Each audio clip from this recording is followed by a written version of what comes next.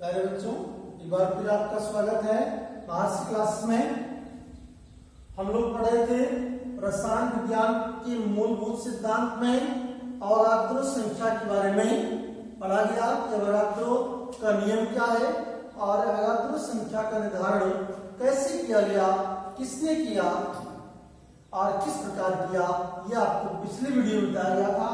अब हम लोग पढ़ेंगे मोल संकल्पना, मोल कॉन्सेप्ट। आपने पढ़ा होगा, कक्षा 9 से ही पढ़ते आ रहे हैं। मूल राशियों के बारे में, मूल राशियां आप पढ़ोगे 7 प्रकार की होती हैं। सातों का नाम भी आपको पता होना चाहिए। एक होता है लंबाई, दूसरा द्रव्यमान, तीसरा समय, चौथा पदार्थ की मात्रा, पांचवा ताप, छठा विद्युत धारा और सातवां है जो तीव्रता।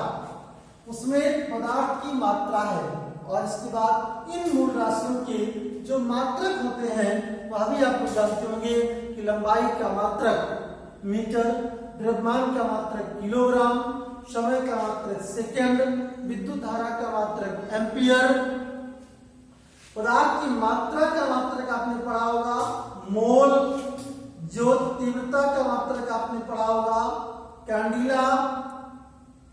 तो आपने पदार्थ की मात्रा का मात्रक मोल पढ़ा है।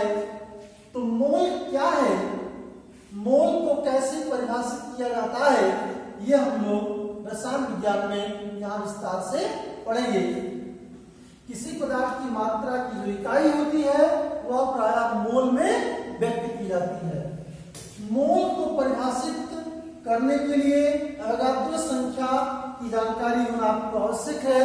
आप पीछे पढ़ चुके हैं, कार्बन 12 समस्थानिक के ठीक 12 ग्राम में उपस्थित कार्बन 12 परमाणुओं की संख्या को अवोगाद्रो संख्या कहा जाता है। यह संख्या किसको निरूपित करती है, तो आप बताएंगे समान ताप व दाब पर गैसों के समान आयतन में उपस्थित अणुओं की संख्या को दर्शाती है और इसी को अवोगाद्रो संख्या कहते हैं।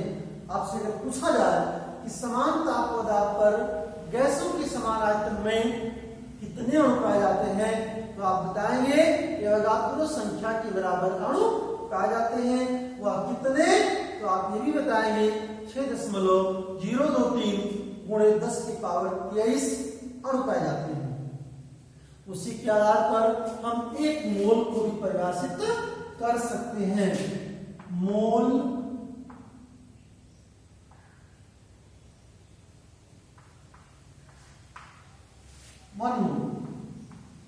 किसी पदार्थ की वह मात्रा, किसी पदार्थ की वह मात्रा जिसमें कार्बन 12 समस्थानिक के ठीक 12 ग्राम में उपस्थित परमाणुओं की संख्या के बराबर कण पाए जाते हैं, उसे एक मोल कहा जाता है। किसी पदार्थ की वह मात्रा जिसमें कार्बन 12 समस्थानिक के ठीक 12 ग्राम में उपस्थित कण उपस्थित हों, उसे एक मोल कहते हैं। और कण शब्द कितने के लिए लिया गया है, तो आप बताएंगे कण के स्थान पर आप परमाणु भी मान सकते हैं, अणु भी मान सकते हैं और कोई आयन भी मान सकते हैं। क्या आप परमाणु, अणु और आयन में अंतर जानते हैं? नहीं जानते हो तो भी जान लीजिए। मान लीजिए लिखा है Cl, क्लोरीन का परमाणु, Cl2 और Cl-, ये क्लोरीन का परमाणु है। परमाणु, परमाणु की परिभाषा पीछे आपको बताई गई है। ये अणु है, क्लोरीन का अणु, परमाणु के संयोग से अणु बनता है। और जब कोई परमाणु इलेक्ट्रॉन का त्याग करता है या इलेक्ट्रॉन ग्रहण करता है तो आयन बनता है। आप ये भी जानते होंगे कि जब परमाणु इलेक्ट्रॉन का त्याग करेगा तो धनायन बनाएगा और अगर इलेक्ट्रॉन ग्रहण करेगा तो ऋणायन बनाएगा। ये इलेक्ट्रॉन ग्रहण कर रहा है, क्लोरीन का परमाणु क्रमांक 17 होता है, 2, 8, 7। बाहरी कोश में 7 इलेक्ट्रॉन है, 8 से 1 इलेक्ट्रॉन कम है, इसलिए ये अपनी संयोजकता पूर्ण करने के लिए 1 इलेक्ट्रॉन क्या करता है, ग्रहण करता है, जिससे इसके संयोजित कोश का अष्टक कोण हो जाता है। ऑक्टेट रूल पढ़ा होगा या नहीं पढ़ेंगे? तो ये एक इलेक्ट्रॉन ग्रहण कर रहा है, इसलिए यहां पर एक इकाई करलानिश आएगा, तो ये आयन कहलाएगा। परमाणु, अणु और आयन, तो कण के स्थान पर आप कुछ भी ले सकते हो, परमाणु भी ले सकते हो, अणु भी ले सकते हो और आयन भी ले सकते हो। तो परिभाषा एक मोल की आपको बताइए, किसी पदार्थ की मात्रा जिसमें उसके कार्बन 12 समस्थानिक के ठीक 12 ग्राम में उपस्थित कार्बन परमाणुओं की संख्या के बराबर कण पाए जाए, उसे एक मोल कहा जाता है। लेकिन बच्चों, पीछे लोइसमिट ने इस संख्या का निर्धारण कर दिया है और उसी संख्या को एवोगाद्रो संख्या कहा जाता है। इसलिए इतनी लंबी परिभाषा याद रखने की कोई आवश्यकता नहीं है। आप सिर्फ इतना बता दें, किसी पदार्थ की वह मात्रा, किसी पदार्थ की वह मात्रा जिसमें अवोगाद्रो संख्या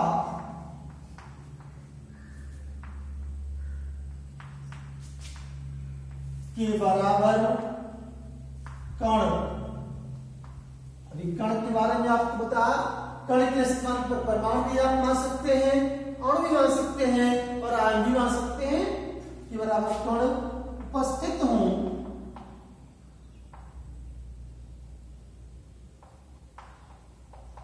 उसे एक मोल कहते हैं। ये एक मोल की परिभाषा हुई, किसी पदार्थ की मात्रा जिसमें अवोगाद्रो संख्या के बराबर कण पाया जाए उसे एक मोल कहा जाता है। या हम इसको ऐसे भी कह सकते हैं, किसी पदार्थ की मात्रा जिसमें अवोगाद्रो संख्या का मान निर्धारित हो चुका है और वह है 6.023 गुणे 10 की पावर 23। तो हम कह सकते हैं किसी पदार्थ की वह मात्रा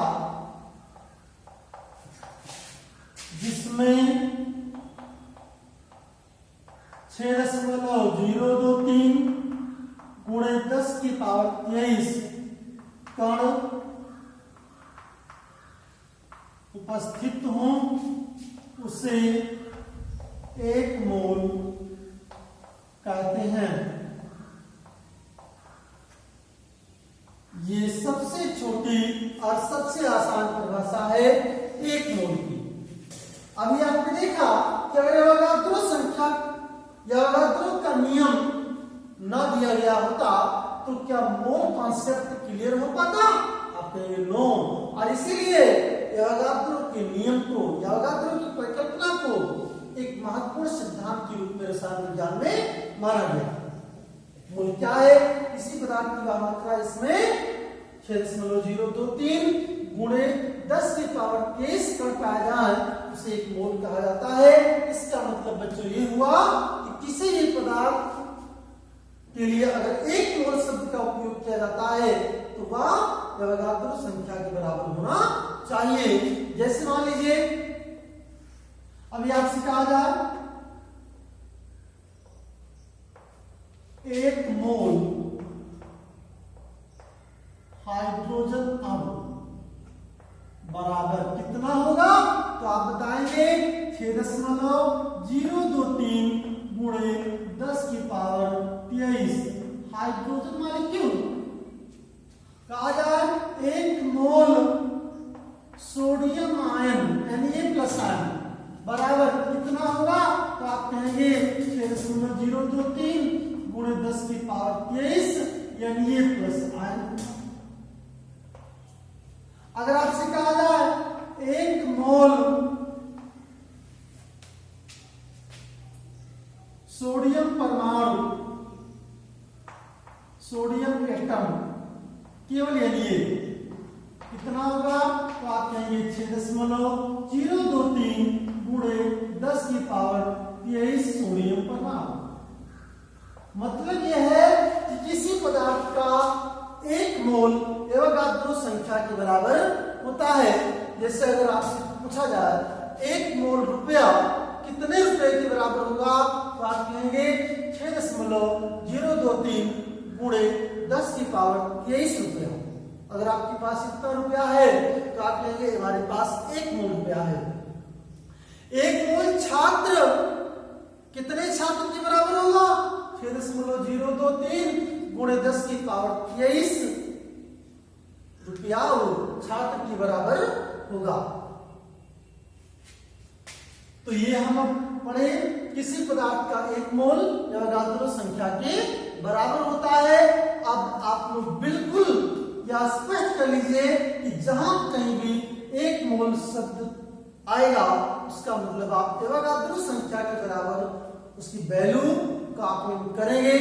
किसी भी पदार्थ का 1 मोल एवोगाद्रो संख्या के बराबर होता है। ये थी मोल कॉन्सेप्ट, और इसी मोल अवधारणा या मोल कॉन्सेप्ट के आधार पर तमाम तरह की गणनाएं करते हैं, और उन गणनाओं के द्वारा पदार्थ की मात्रा का विश्लेषण किया जाता है।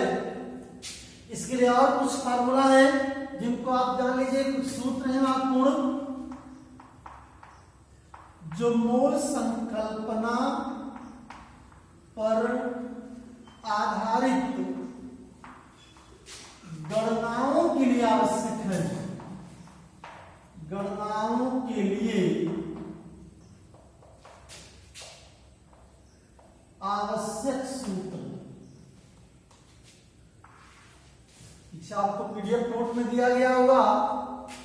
जैसे मोलों की संख्या आपको निकालना है, मोलों की संख्या कितने मोल हैं, तो किसी पदार्थ के मोलों की संख्या निकालने के लिए उस पदार्थ का ग्राम में भार पता होना चाहिए, ग्राम में भार बटे उस पदार्थ का अणुभार, और अणुभार को आणविक द्रव्यमान भी कहते हैं, अणुभार को आणविक द्रव्यमान भी कहा जाता है।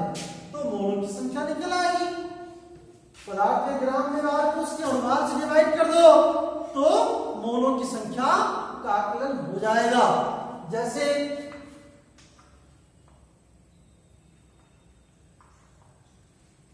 आप देख सकते हैं लिखा है 22 ग्राम 22 ग्राम CO2 के मोलों की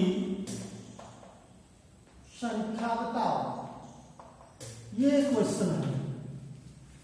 तो ग्राम में भार CO2 का कितना है, 22 ग्राम। अब इसका अणुभार निकाल लो, CO2 का अणुभार मॉलिक्यूलर वेट, कार्बन का परमाणु भार 12, ऑक्सीजन का 16 गुणे 2 बार है, 16 गुणे 2 हो गया, 16 गुना 32, 12 44, ये बार हो गया। अब मोलों की संख्या निकालना है, तो मोलों की संख्या इज इक्वल टू पदार्थ का ग्राम में भार यानी 22 बटे अणुभार 44 कट जाएगा, 1/2 आएगा, 1/2 का मतलब 0.25 मोल, 0.5 मोल। 22 ग्राम कार्बन डाइऑक्साइड की मोलों की संख्या कितनी होगी, तो आप बताएंगे 0.5 मोल होगी। और इस पर आधारित कई न्यूमेरिकल्स, कई पदार्थ आपको दिए गए हैं। आशा है कि आपने सबके मोलों की संख्या का आकलन कर लिया होगा। अब इस पर आधारित गणनाएं पीडीएफ नोट्स में मैंने उपलब्ध भी करा दिया था, उसको भी आपने लगाया होगा। फिर भी अगर समझ में नहीं आता है तो आप लोग कमेंट्स करके बताइएगा या फिर व्हाट्सएप ग्रुप में जरूर सूचित कीजिएगा, जिससे आगे की समस्याएं आपकी हल हो सके। धन्यवाद।